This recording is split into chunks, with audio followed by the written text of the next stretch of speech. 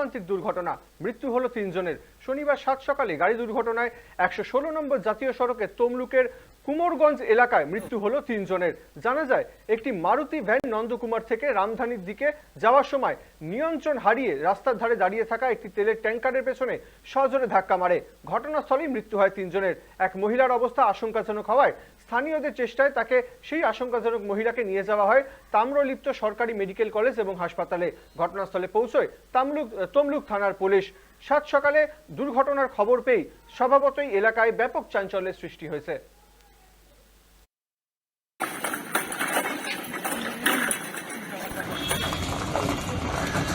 কিভাবে হলো সেটা তো আমি দেখিনি, বলতে পারবো না।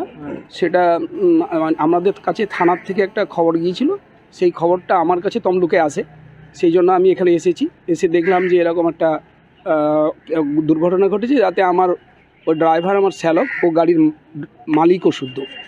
তো সে কারণে এসে দেখলাম যে স্পটেই ওর ডেথ হয়েছে। 4 জন রোগী নিয়ে যাচ্ছিল কলকাতাতে দেখাতে আর কি।